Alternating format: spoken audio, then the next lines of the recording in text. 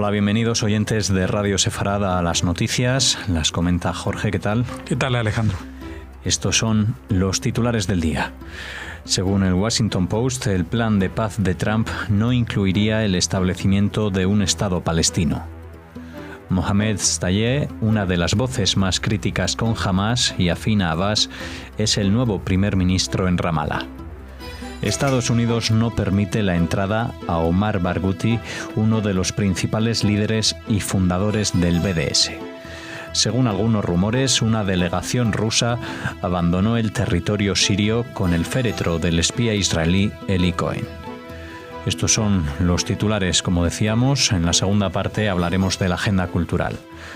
Lo hacemos ahora del plan de paz de la administración Trump para el conflicto israelí-palestino, que no tendría previsto incluir el establecimiento de un Estado palestino, sino solamente una autonomía, según un informe del diario The Washington Post. De acuerdo con el mismo, el plan será presentado en la primavera o al inicio del verano, incluye el reconocimiento de Israel por parte de los países árabes y atiende las necesidades de seguridad del Estado judío. El cerebro del plan, cuyos detalles oficiales aún son guardados en el más absoluto secreto, sería Jared Kushner, el yerno y asesor especial del presidente Donald Trump. Kushner ha estado trabajando sobre el plan desde que asumió el cargo hace 2 años. Trump ha dicho a sus allegados que con su acuerdo del siglo quiere refutar el enfoque tradicional concerniente a las resoluciones de crisis, pero a diferencia de su diplomacia personal y no convencional con Corea del Norte, el presidente estadounidense ha dejado los esfuerzos principales en manos de su yerno. Fuentes árabes sugieren que el plan promueve la provisión de grandes oportunidades económicas para los palestinos y el afianzamiento del control israelí en los territorios en disputa. Bueno, lo que pasa es que esto es una especulación, no deja de serlo, ¿no? Esto es un informe del Washington Post, pero tampoco sabemos si esto es exactamente lo que se va a plantear o es lo que el Washington Post se teme que vaya a plantear la administración Trump como plan de salida.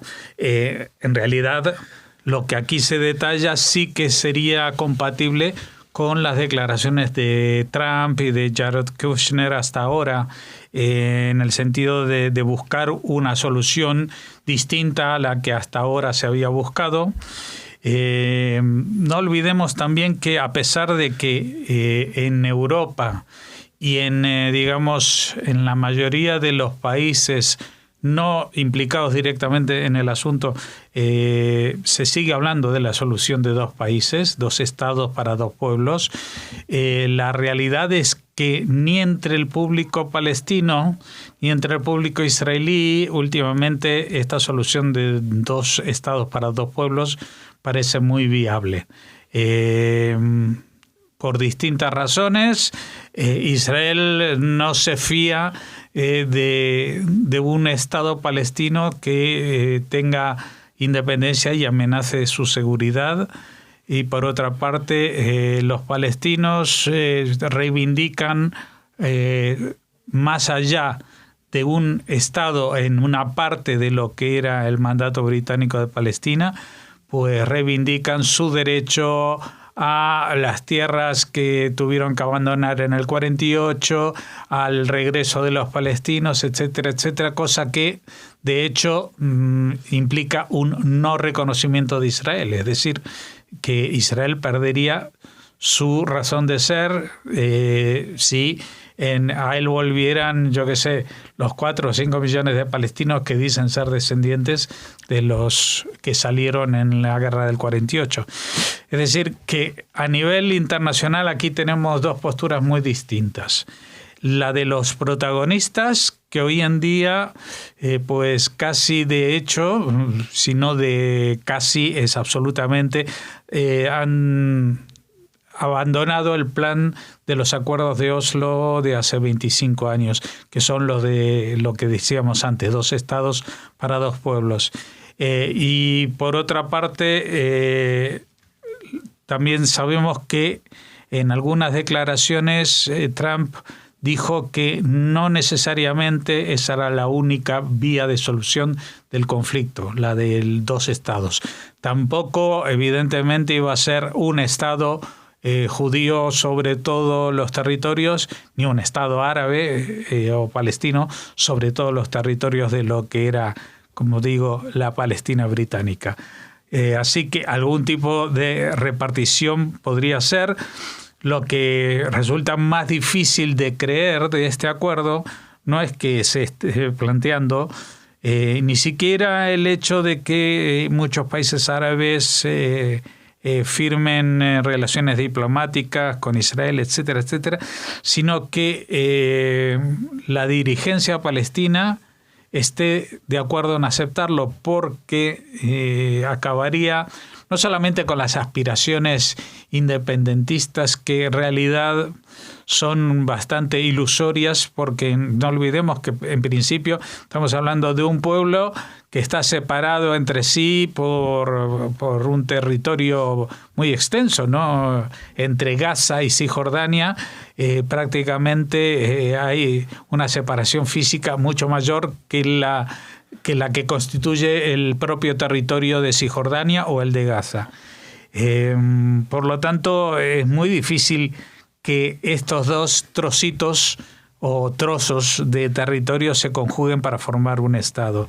El tema es si ellos van a aceptar seguir siendo una autonomía, a pesar de las ayudas económicas que se le van a... las grandes oportunidades económicas para los palestinos de las que habla este acuerdo. Esto seguramente podría tentar más a la dirigencia en Ramallah, pero resulta bastante difícil de imaginarse que los dirigentes de Hamás, por ejemplo, tengan algo que ver con este tipo de acuerdos. El presidente palestino Mahmoud Abbas ha tomado este sábado juramento al nuevo gobierno de la Autoridad Nacional Palestina, encabezado por el primer ministro Mohamed Shtayyeh, una de las voces más críticas con Hamás. En el acto en Ramallah han participado los 22 miembros del nuevo gobierno. Shtayyeh estudió economía en el Reino Unido y es uno de los aliados políticos más estrechos de Abbas, hasta ahora miembro del Comité Central del partido. Es uno de los más férreos defensores de una solución de 2 estados para el conflicto palestino-israelí. El primer ministro saliente, Rami Hamdallah, anunció su dimisión en enero tras 5 años al frente de un gobierno de unidad y de los esfuerzos para lograr un acuerdo con Hamás. Abbas ha destacado como objetivos del nuevo ejecutivo acelerar la reunificación de Cisjordania y la Franja de Gaza a nivel institucional y la celebración de elecciones legislativas en los territorios palestinos. Ya, y digo ya porque realmente es muy difícil. Llevan más de 10 años con esta situación de conseguir algún tipo de conciliación, de reunificación, lo que hablábamos antes de una conciliación entre lo que es el territorio de Franja de Gaza y Cisjordania, también a nivel institucional, también a nivel económico, a todos los niveles. Y es muy difícil, y más si, como es el caso, está en el gobierno alguien como Shtayyeh, que es una de las voces más críticas, como dice la noticia, con Hamás. Muy difícil imaginar, tal como sucedía con la noticia anterior, aquí lo que es difícil imaginar es que Hamás se alegre mucho del personaje que ahora va a dirigir el gobierno de Ramallah, que aparte pues no supone ni 1 milímetro de avance en ningún aspecto respecto a los gobiernos anteriores que mandaban en Ramallah, ya que todos son personajes muy cercanos a Mahmoud Abbas.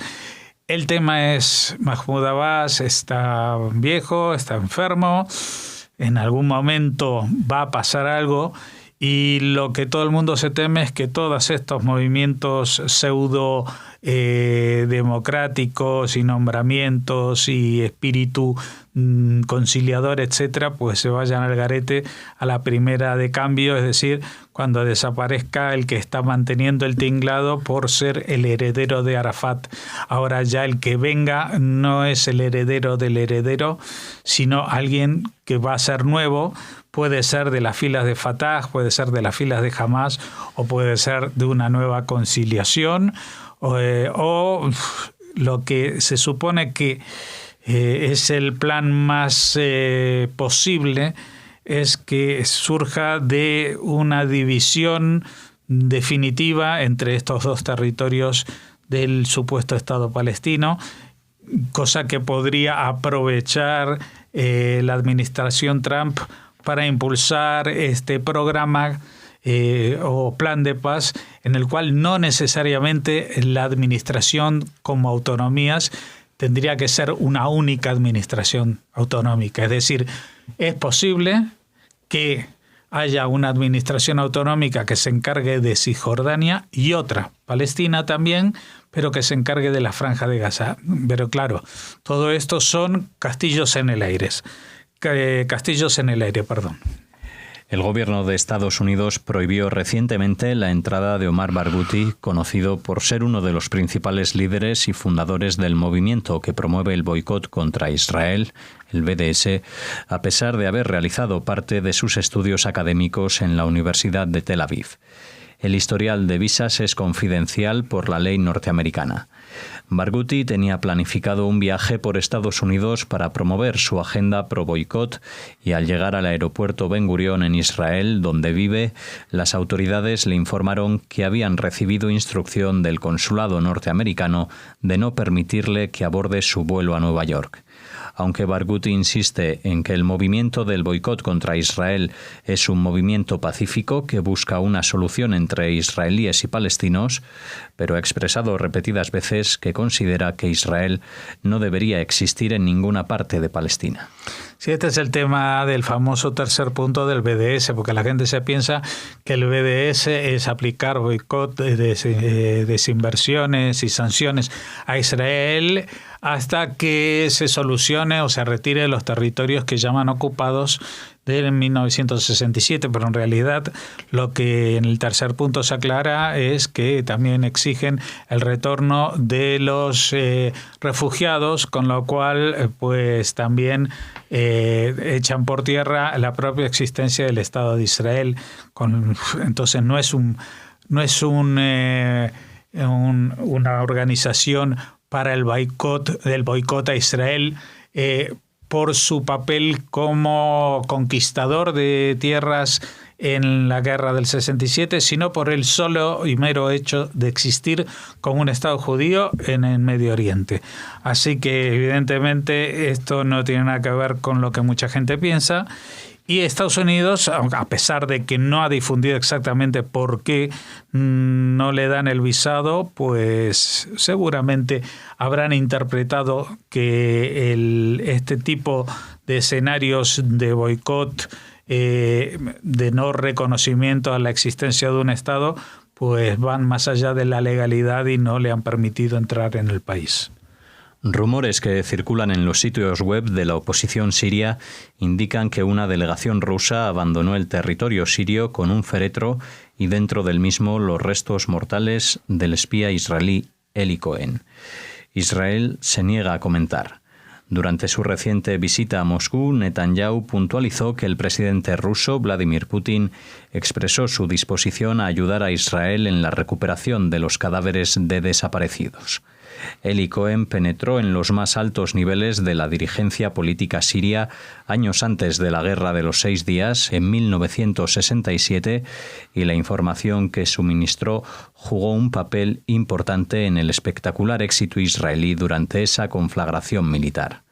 Cohen fue juzgado y ejecutado por espionaje por el régimen sirio el 18 de mayo de 1965, tras haberse infiltrado durante 4 años en el gobierno de Damasco bajo el alias de Kamel Amin Tabet. El año pasado, el servicio secreto Mossad recuperó su reloj en una operación especial y se lo entregó a su familia en una ceremonia que contó con la presencia del primer ministro y el director de la agencia de espionaje, Yossi Cohen. Sí, imagínense si esto se confirma, que yo creo que a pesar de que solamente lo han dicho la oposición siria, pero el hecho de que Israel se haya callado y no haya respondido, pues me da la espina de que sí va a llegar ese féretro.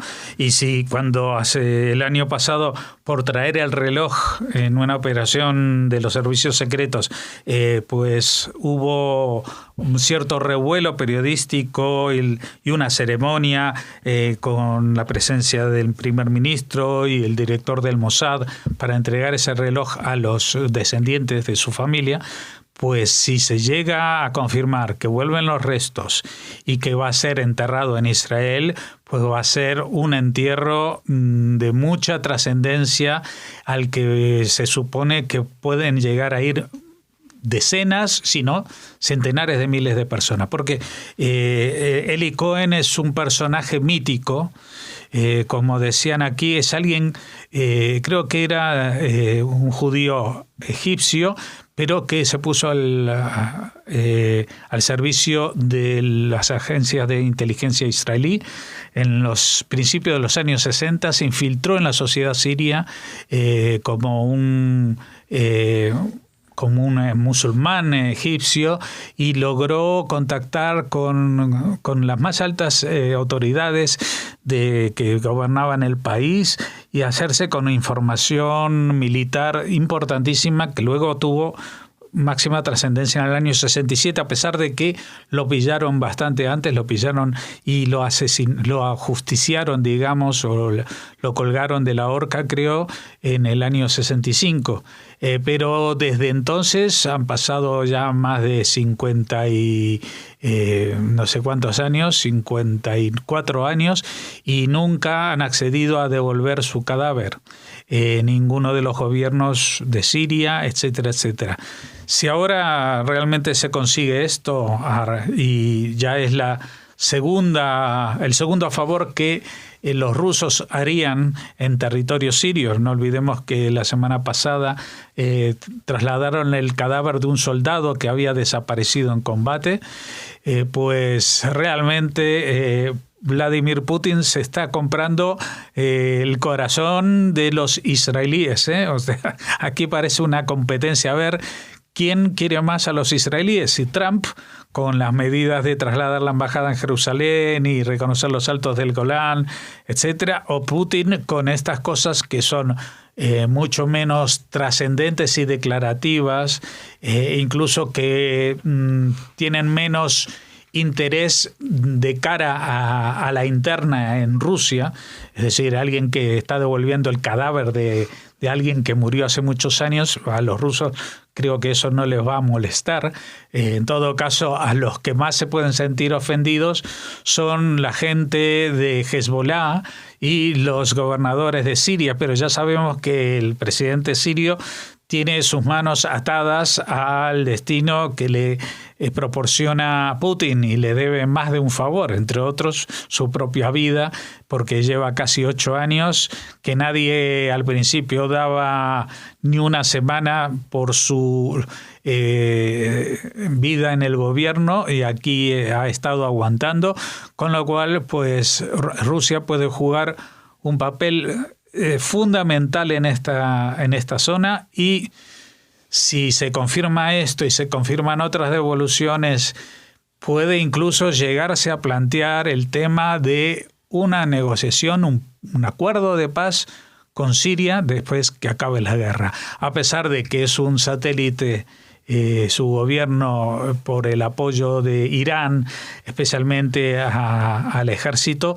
El apoyo de Rusia es mucho más fundamental para Siria, y aparte Irán está prácticamente en una bancarrota por las sanciones americanas, y por lo tanto su capacidad de influir en el gobierno va a ser menor. Y si Israel va a una negociación de un acuerdo de paz antes de devolver 1 milímetro de, por ejemplo, los Altos del Golán, seguramente van a necesitar una acción importante también en Líbano, donde realmente ese país desde hace muchos años es un títere del gobierno sirio, y allí campan a sus anchas la milicia chiita Hezbollah. Así que no sé si podríamos soñar con un futuro tan rosa a corto plazo, pero si Rusia sigue avanzando en esa línea y sigue sujetando y siendo el soporte del gobierno sirio, puede que lleguemos algún día a ese momento tan trascendental que sería para la historia de Israel de firmar una paz con sus vecinos del norte, Líbano y Siria, que se sumaría a los otros vecinos, Jordania y Egipto, más lo que Trump dice que va a conseguir el reconocimiento de la existencia de Israel, el derecho a existir de Israel, de la mayoría de los países musulmanes, exceptuando seguramente Irán. Cerramos aquí la primera parte de las noticias de hoy en Radio Sefarad. Volvemos ahora con la agenda cultural.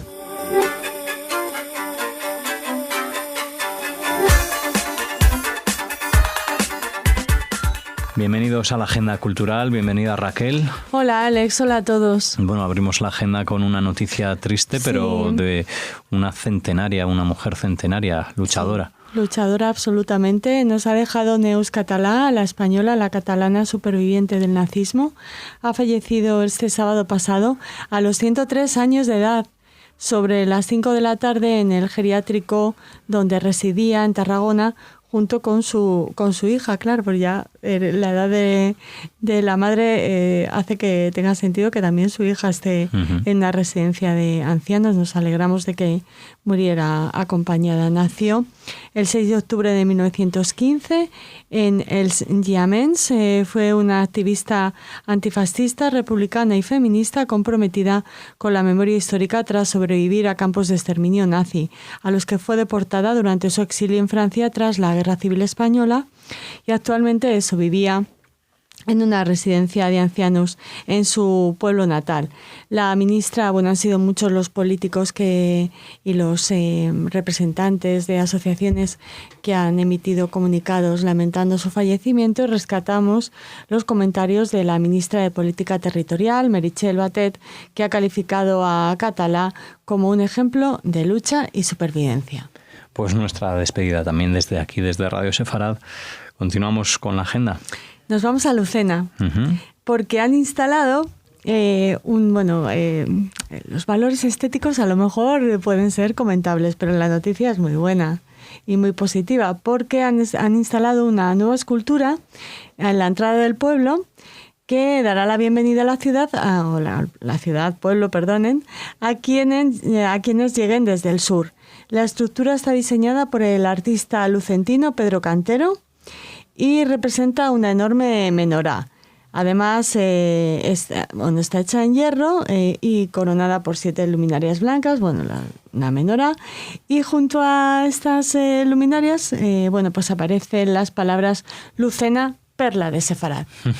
Así que no me quería adelantar y veo que está inscrito ese seudónimo, ¿no? Al final de esta ciudad cordobesa. Lucena, la perla de Sefarad. Sí, pues ahora tiene ya una escultura. Bueno, pues nada, pues con esa bienvenida del sur nos despedimos hacia la última noticia de la agenda. Alemania ha recordado la liberación hace 74 años del campo de concentración nazi de Buchenwald en el este del país. Lo hicieron las tropas estadounidenses y se ha realizado un emotivo homenaje en el que han estado presentes, entre otros, 25 supervivientes del campo procedentes de 12 países. Tras los discursos de las autoridades, 5 supervivientes leyeron en varios idiomas el juramento de Buchenwald a favor de la construcción de un mundo nuevo en paz y libertad. Alrededor de 250.000 personas estuvieron recluidas en este campo y sus numerosos anexos entre julio de 1937 y abril de 1945, de las cuales unas 56.000 murieron en Buchenwald y otras 20.000, por ejemplo, en el campo de Mittelbau-Dora. En la mañana del 11 de abril de 1945, por eso se conmemora ahora la liberación, las tropas estadounidenses entraron tras librar una batalla con los soldados de las SS, que emprendieron la huida, entraron en Buchenwald y bueno, quedaban vivas, pero en condiciones tremendamente horribles, unas 21.000 personas, entre ellas 1.000 niños y adolescentes. Bueno, pues así cerramos con esta conmemoración la agenda aquí en las noticias de Radio Sefarad. Volveremos mañana, Raquel. Hasta mañana. Hasta entonces.